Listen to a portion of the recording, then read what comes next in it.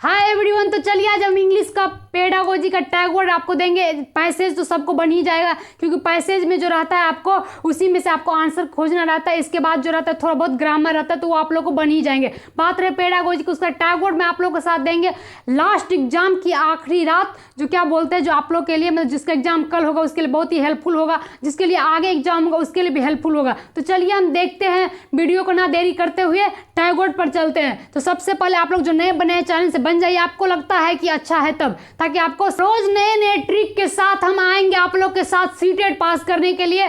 तो जो नए हैं चैनल से बन जाए, ताकि आपको हर रोज एक नया ट्रिक मिलेगा। तो चलिए ना देरी करते वीडियो को हम शुरू करते हैं, टैग वर्ड को शुरू करते हैं। मैंने पिछले टैग वर्ड हिंदी का, सीडीपी, ईवीएस, मैथ्स का दे चुके हैं।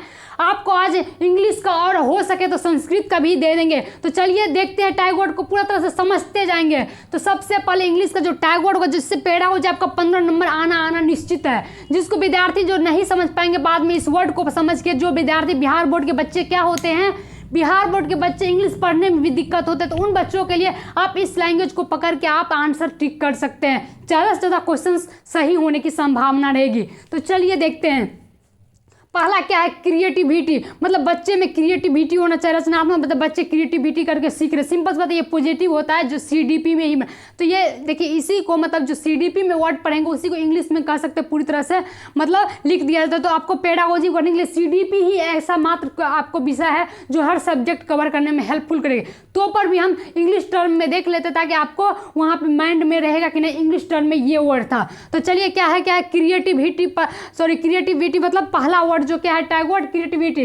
मतलब बच्चे रचनात्मक है, मतलब बच्चे रचना करके सीख रहे हैं। इसके बाद दूसरा क्या कहते हैं, डाइवर्सिटी। मतलब क्या कहते हैं, विविधता होना चाहिए। बच्चे में अलग अलग तरह की विविधता होनी चाहिए। तो इसका हिंदी भी थोड़ा सा आपको बोल देता है कि आपको याद रहे और दिक्कत ना हो। तो क्या है डाइवर्सिटी, मतलब क्या है, मतलब विविधता। ये चीज़ याद रखिएगा। इतने यहाँ पे स्पेस नहीं, थोड़ा थोड़ा हिंदी में लिख ही दी हूँ। तो इससे आगे वाला क्या है, इंडिविजुअल। मतलब कहता है इंडिविजुअल डिफरेंस। मतलब हर बच्चे का मतलब डिफरेंस होता है, उसका सीखने का तरीके डिफरेंस होते हैं। तो ये शिक्षक को समझनी चाहिए। जैसे आपको पेडागोजी में जैसे आप क्वेश्चंस पढ़ेंगे वहाँ, तो आपको जैसे मतलब क्या कहते हैं पॉजिटिव क्वेश्चंस रहेंगे, तो बच्चे किस तरह के होते हैं इंडिविजुअल। मतलब इस चीज़ को टीचर को ध्यान में रखना चाहिए कि बच्चे किस टाइप के और कैसे सीखेंगे। तो इंडिविजुअल डिफरेंस को मतलब एक तरह से सम्मान करना चाहिए टीचर को, कि सब बच्चे अलग अलग है। तो चलिए हम लोग इससे आगे देख लेते हैं क्या है।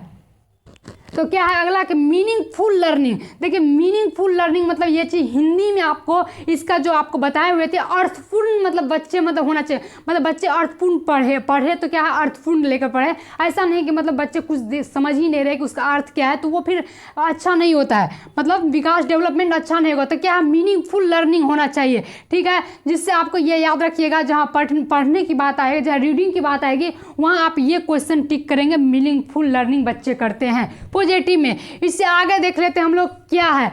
पूरा ना देरी करते हुए, अगर मैं थोड़ा सा मतलब फास्ट भी बोलती हूँ तो बात समझिएगा। मैं फास्ट इसलिए बोलती हूँ, बहुत सारे बच्चे होते हैं जो मतलब स्लो मतलब सुनना नहीं चाहते हैं। तो आप क्या करिए, अगर एक बार में नहीं समझ में आता है, दोबारा वीडियो देख से समझ सकते हैं। तो चलिए क्या है पहले, और इससे आगे क्या है, क्रिएट अपॉर्चुनिटी। मतलब कहता है कि बच्चे में मतलब अवसर प्रदान करिए। अगर बच्चे में अवसर प्रदान करेंगे तो वो मतलब कोई चीज़ का मतलब रचना करेंगे तो बच्चे में पूरी तरह से क्या कहते हैं, उसके में जो ज्ञान होगा उसका वो निर्माण करेंगे। तो क्या हो जाता है, मतलब कहता है अपॉर्चुनिटी मतलब अवसर प्रदान करने के लिए, ठीक है। इससे आगे कहता है चाइल्ड सेंटर लर्निंग। मतलब चाइल्ड सेंटर लर्निंग मतलब आपको हमेशा सीडीपी में पढ़े होंगे कि चाइल्ड सेंटर मतलब बाल केंद्रित होना चाहिए। मतलब बच्चे को सेंटर में लेकर टीचर को पढ़ाना चाहिए। बच्चे क्या सीख रहे क्या नहीं सीख रहे उसको ध्यान में रख के, ऐसा नहीं कि आप आए ऐसे ही पढ़ा दिए। तो ये भी एक पेडागोजी का पॉजिटिव पार्ट है। तो क्या है चाइल्ड सेंटर लर्निंग।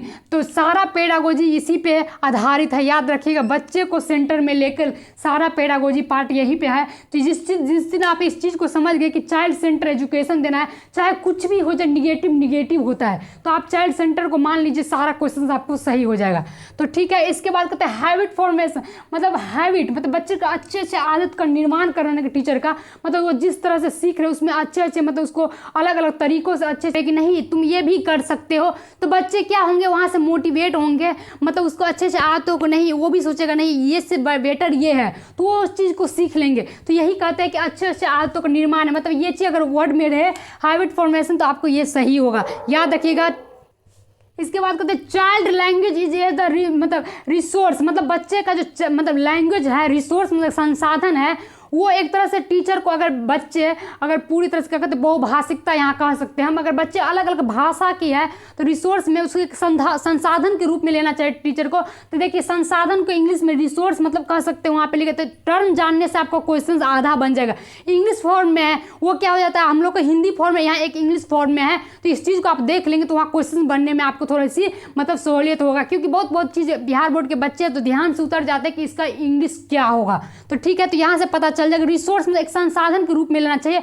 उससे भी बेटर क्या है, बच्चे को पहले मदर लैंग्वेज में से मतलब मदर टंग्स में सिखाना चाहिए, बच्चे को मातृभाषा में सिखाना चाहिए। उसके बाद अलग अलग बहुभाषिकता है उसको, मतलब यहाँ पे बच्चे का चाइल्ड का जो कहता है कि लैंग्वेज मतलब बच्चे का जो लैंग्वेज है जो वो बोल रहे घर से, उसको प्रमुखता देकर बच्चे को अलग अलग लैंग्वेज सिखाना चाहिए। इसका अर्थ यही हुआ। तो आप बस हम आपको इंग्लिश फॉर्म में थोड़ा सा जान लीजिए ताकि डायरेक्ट क्वेश्चंस आप लगा सकते हैं। इसके बाद कहते हैं कि रियलिटिव ऑब्जेक्टिव का सिंपल सा बात, इसका कहने का अर्थ है कि वास्तविक चीज़ से बच्चे को सिखाइए, मतलब नैतिक कहानियाँ कहकर वास्तविक चीज़ से उसे बताइए। मतलब कहीं घूमने लेकर चाहिए तो बड़े बड़े आदमियों का आप स्टोरी दिखाइए, बड़े बड़े आदमी का पिक्चर दिखाइए, इसने ये किया, तो बच्चे उससे क्या हो ज़्यादा ही सीखेंगे कि नहीं, कहीं ना कहीं जाके अच्छे उसके माइंड में बैठेंगे। अगर आप 10 दिन बोलेंगे कोई चीज़ को तो 11वां दिन जरूर होता है। तो इसीलिए बोलते हैं कि मतलब आजकल में क्या है, मतलब एक तरह से मतलब सुने भी होगा, बोलने से सारा चीज़ होता है। तो इसीलिए बार बार कोई चीज़ को आप करवाएं, मतलब बच्चे को बार अगर नैतिक चीज़ देंगे, सही चीज़ देंगे, तो एक दिन जरूर उसके मन में कहीं ना कहीं होगा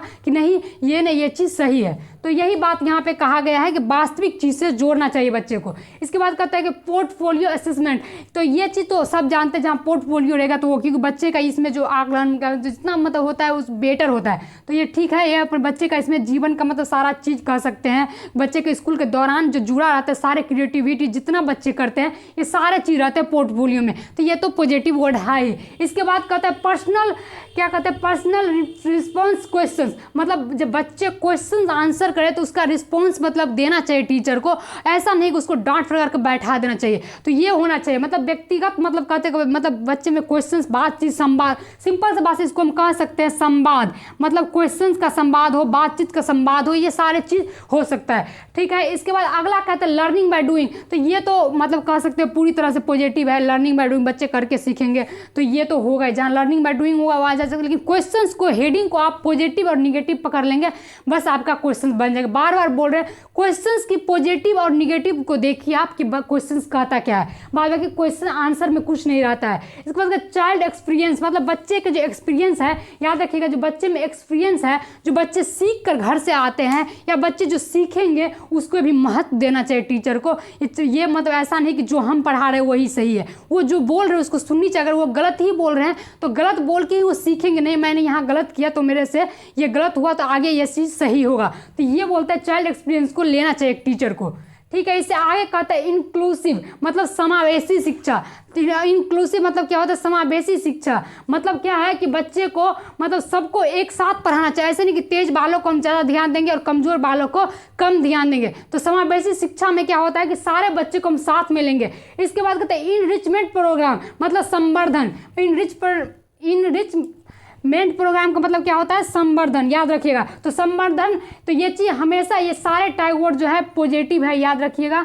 मैंने सारे टैग वर्ड दे दिया आप लोग को। इसी तरह संस्कृत का भी टैग वर्ड मैं अगले दिन दूंगी। तो चलिए आप लोग जो नए बने चैनल से जुड़ जाइए। अगर आप लोग को आज चाहिए संस्कृत का टैग वर्ड तो जरूर मुझे बोलिए, मैं हो सके तो कोशिश करूँगी रात में आप लोग को दे सोने से पहले। तो